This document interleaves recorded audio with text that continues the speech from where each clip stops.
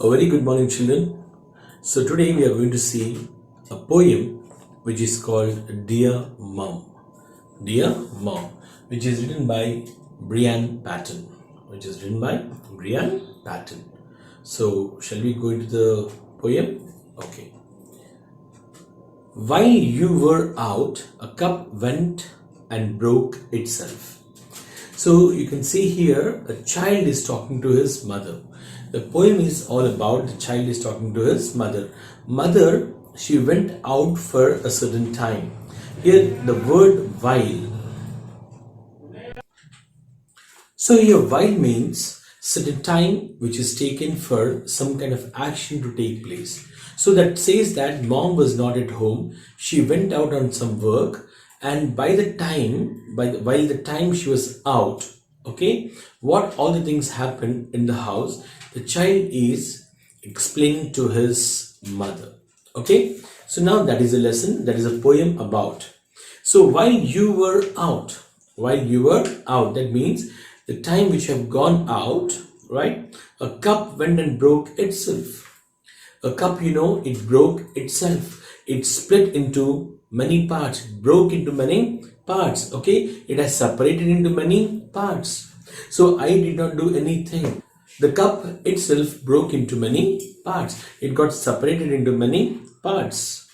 And a crack appeared in the blue vase.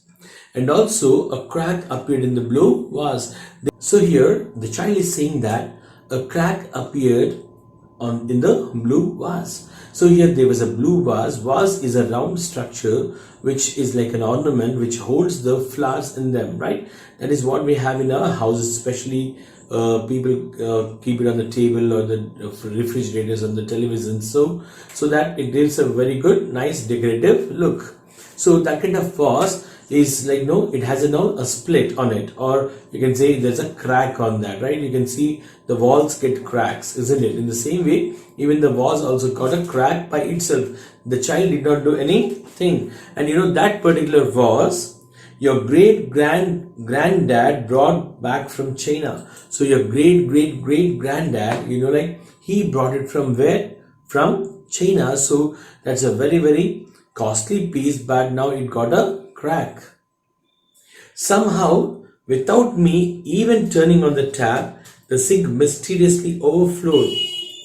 And one more thing, mummy, I did not turn on the tap. I did not even touch the tap. Okay, I did not touch the tap. I did not activate the tap, but still the tap, it was turned on its own. And the sink, even the kitchen sink, right? So the sink, the water filled the kitchen sink and it overflowed. The water all came out. It overflowed the sink. And that was done absolutely mysteriously. That was really a wonder, right? It was a strange thing I have ever seen. So that is what actually happened. So it's really very difficult for me to explain. So these are all the synonyms of mysterious. So a strange thing happened. A difficult thing which happened to explain is the sink overflowed on its own even without me turning on the tap. I did not touch the tap. I did not turn on the tap. But still it got overflowed. I don't know who turned on the tap and how the sink overflowed. A strange jam stain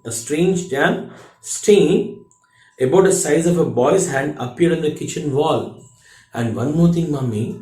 So a strange stain of a hand, that is when you put some ink on your hand and put it a wall. So you'll see a stain of your hand over there, a print of your hand over there. Okay, your palm over there. So same kind of a print of a boy, and that too which is made up of jam. So somebody has kept his hand in the jam and made a print on the kitchen wall. I don't know how it came over there, how it appeared over there. Okay, how does it come into sight? I am not aware of that. I don't know how it happened. So I saw all these things. I don't think we will ever discover exactly how the cat managed to turn on the washing machine. Mummy, one more thing, we will never be able to discover. Okay, we will never be able to discover, or we will be able to know that how the cat turned on the washing machine. So the cat exactly what it it turned on the washing machine, and that too specially from inside. It went into the washing machine and turned on the washing machine. So we will never be able to understand that how it actually happened. So really it's a really strange thing. It's a mysterious thing. So we will not be able to discover it any more. And next is, or how the self-raising floor. The child is now telling that there was a self-raising floor, in the sense when you take a floor and all, we put some salt into that, and then also put some flour into that, right? So sorry, when you put some yeast into that, that will raise a bit when you see in the morning, especially when you make idlis and dosas. What are the flour, what are the dough you make, that will raise a bit. So that is called as the self-raising flour. Self-raising flour. The dough is called as self-raising flour. And now the child is saying that that self-raising flour managed to self-rise. That means it managed to self-rise and it came out of the vessel in which it was there. I can tell you I was scared when, as if by magic, a series of footprints appeared on the new white carpet. Mummy, and one more thing, I'm really scared, I'm really frightened. I was afraid to see some muddy footprints from outside. There were some muddy footprints on our white new carpet. A new white carpet. There's a new white carpet in the hall. So somebody has came out from outside and they made some footprints on that. So muddy in the sense of brown color. So when it's a white color carpet, right?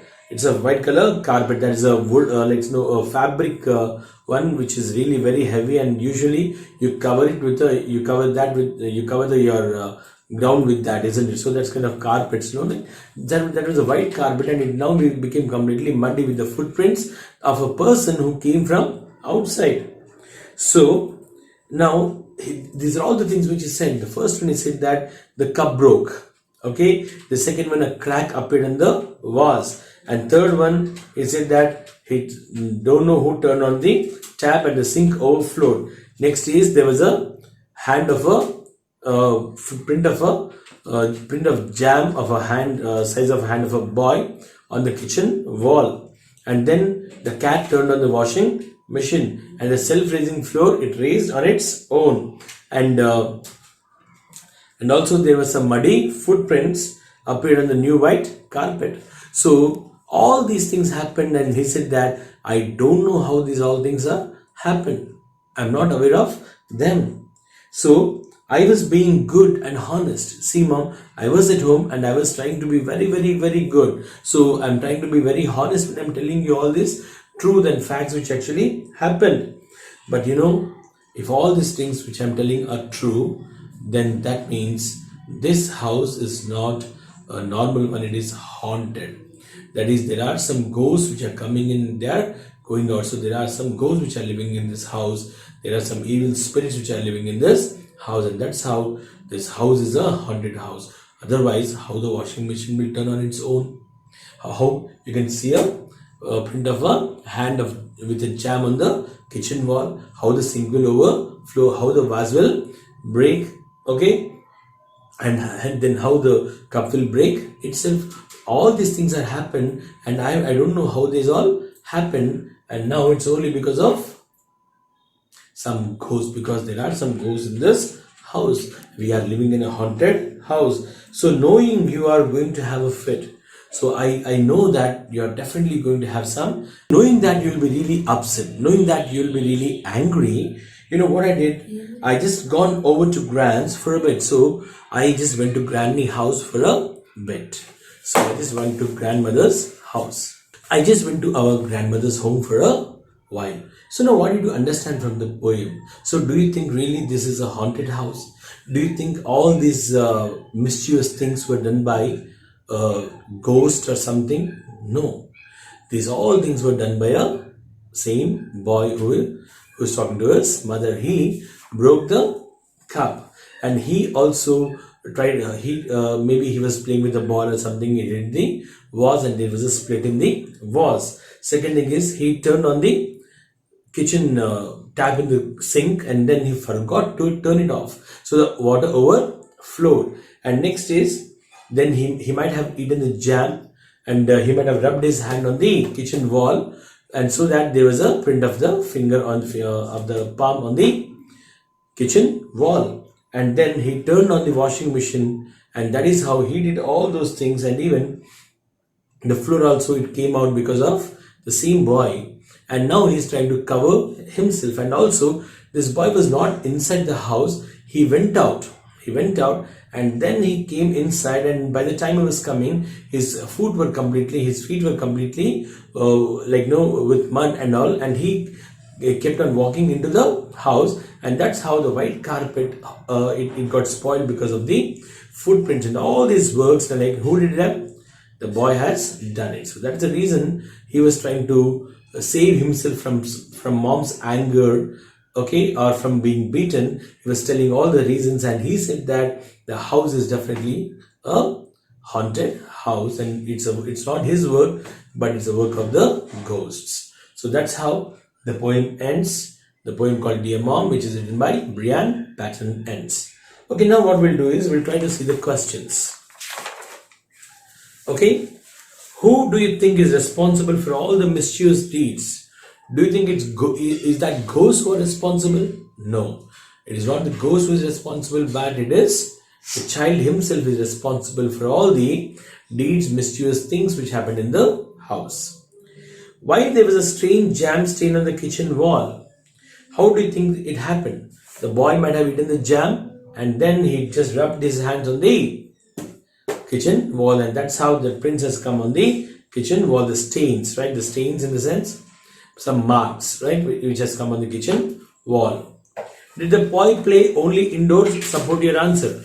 So did the boy play only indoors? No, the boy did not play only indoors, but this boy went outside and he played. Maybe he played in the mud, and when he came back, there was mud on his feet. He just walked inside with the same feet, and that is how the white carpet which was on the floor, it got spoiled. That's how we can say that the boy was not playing indoors, he played also outdoors. How do you think his mother felt when she came home from work and saw the house in a mess? Definitely she might have got very upset, and also she might have got a great anger when she saw all these things which happened in the house. Definitely the mother might have scolded the boy or bet the boy also.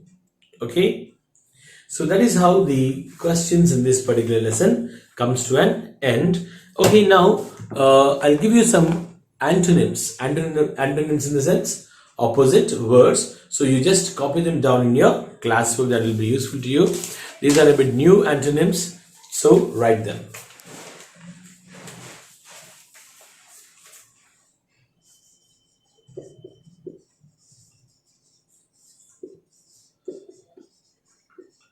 Turn on. What is the opposite of that? Turn off. Second one, discover.